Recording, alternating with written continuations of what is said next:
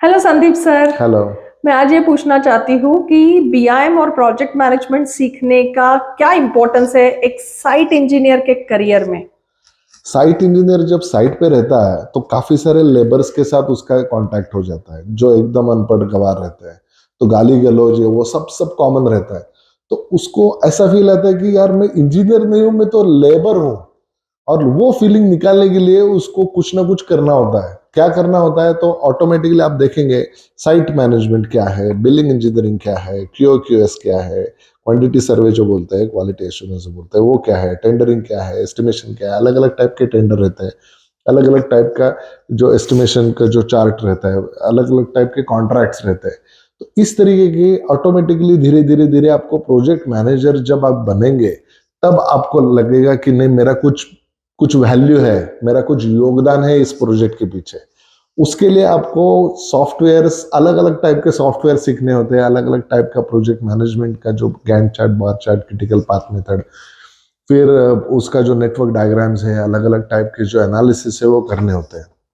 At the same time उसके अंदर अगर आपको तड़का आ गया है कि बीम बीम टेक्नोलॉजी का जो अभी लेटेस्ट टेक्नोलॉजी है, अगर उसका तड़का लग गया तो बाय गॉड, आई मीन सोने पे सुहागा हो जाता है उसके अंदर। यानी बीम टेक्नोलॉजी है, उसका data, it is data collection mechanism. और जो आप डाटा सिमुलेशन करके उसका जो आउटपुट दे देते हैं, जैसे फॉर एग्जांपल एक बिल्डर को अगर आपको बताना है तो उसको बोलना पड़ेगा, भैया नेक्स्ट स्लैब के लिए आपको कम से कम 2 करोड़ रेडी रखने हैं, नहीं तो रेरा जो है ना पीछे से डंडा लेके आएगा आपके। ये जो भाषा है ना, ये भाषा साइट इंजीनियर नहीं कर पाएगा। ये भाषा प्रोजेक्ट मैनेजर या असिस्टेंट प्रोजेक्ट मैनेजर ही कर सकता है। तो ये सारी चीजों का नॉलेज अगर आपको डिटेल में जानना है तो नीचे दिए हुए कमेंट बॉक्स के अंदर जो नंबर है उसके ऊपर व्हाट्सएप करिए और डायरेक्टली मुझसे कॉन्टेक्ट करिए। Thank you so much, bye bye. Hello Sandeep sir. Hello. मेरा आज का सवाल ये है कि स्ट्रक्चरल डिजाइन इंजीनियर बनने के लिए मतलब एक ट्रू सेंस में करियर सक्सेसफुल बनाने के लिए इतना ज्यादा टाइम क्यों लग जाता है? ये लॉन्ग प्रोसेस क्यों है, शॉर्ट प्रोसेस क्यों नहीं है? हाँ सही है, एक्चुअली ये लॉन्ग प्रोसेस है क्योंकि ये जजमेंट एनालिसिस है। ये कोई ऐसा नहीं है कि चलो सीख लिया, इधर से हाडूप सीख लिया, इधर से ये सीख लिया, इधर से सीख लिया, चलो काम में लगे।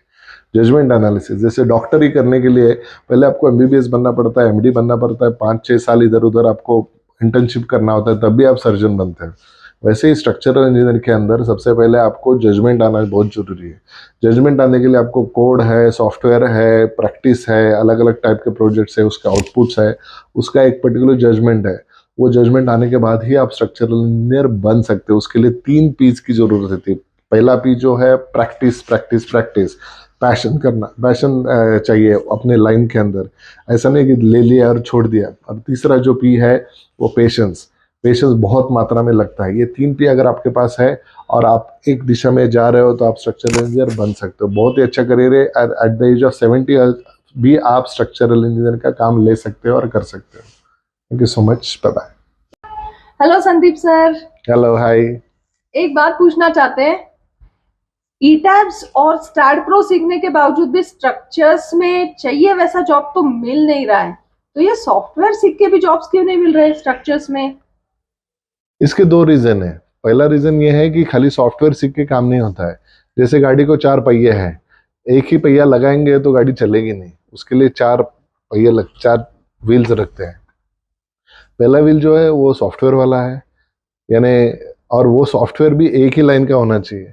यानी फॉर एग्जांपल ई टैब सीखा तो सैप 2000, फिर सेव, CSI ब्रिज, या यानी उसी सीरीज में आप सीखेंगे तो ज़्यादा अच्छा रहेगा। सॉफ्टवेयर का एक पहिया है, दूसरा जो पहिया है वो कोड बेस्ड है। यानी आपको आपको चाहिए कि किस तरीके के जो रूल्स एंड रेगुलेशन, जो कोड्स है, IS 456, IS 800, IS 1893, ऐसे जो अलग अलग टाइप के जो कोड्स है वो आपको सीखने हैं। अगर आपको दुबई जाना है या किधर दूसरी किसी जगह पे जाना है तो उस जगह के आपको कोड्स पढ़ने पड़ेंगे। तो ये दूसरा पहिया है, कोड पढ़ना, कोड मालूम होना। तीसरा जो पहिया है उसका साइट रिलेटेड, यानी साइट के ऊपर ज्यादा कंजेशन नहीं हो, एनफोर्समेंट नहीं होना चाहिए, या साइट के ऊपर यानी अल्टरनेट एनफोर्समेंट बार दे रहे हैं या किस तरीके से एनफोर्समेंट आप दे रहे हो। तो साइट के रिलेटेड के पैरामीटर्स भी आपको आने चाहिए। और चौथा जो है, आपको लाइव प्रोजेक्ट के ऊपर काम करना चाहिए। लाइव प्रोजेक्ट के ऊपर काम नहीं किया और लाइव प्रोजेक्ट के ऊपर जो आपको चैलेंजेस आते हैं वो आपको किस किस आदमी से आपको मिलते हैं, उसके पास स्ट्रक्चरल लाइसेंस है या नहीं, उसके लाइसेंस के ऊपर कितनी बिल्डिंग खड़ी है, वो भी आपको देखना चाहिए। ऐसा नहीं होना चाहिए कि मैं भी ड्राइविंग चला रहा हूँ, मेरे पास भी ड्राइविंग लाइसेंस है लेकिन मेरे को ड्राइविंग नहीं आती है और मैं 4 जन को सिखा रहा हूँ। तो किसी को भी ड्राइविंग आने का यानी एग्जैक्टली आपको मालूम ही नहीं है कि किस तरीके से की ड्राइविंग की जाती है और किस तरीके का एक्सपीरियंस आता है। तो 4 चीजों का जब सम्मिश्रण हो जाता है तो स्ट्रक्चरल इंजीनियरिंग जॉब लगना बहुत ही आसान हो जाता है। हमारे ई कंस्ट्रक्ट के अंदर ये चारों चीजों के ऊपर बहुत हम लोग काम करते हैं। Low rise building, high rise building, mid rise building, flat slab, steel structure, composite structure, अलग अलग प्रोजेक्ट के ऊपर काम होता है। कोड के अंदर भी इंडियन कोड, इंटरनेशनल कोड्स, सभी कोड्स के ऊपर आपको नॉलेज हो जाता है। तो ऑटोमेटिकली जॉब लगना है, यानी कुछ मिरेकल है नहीं, ऑटोमेटिकली लग ही जाता है।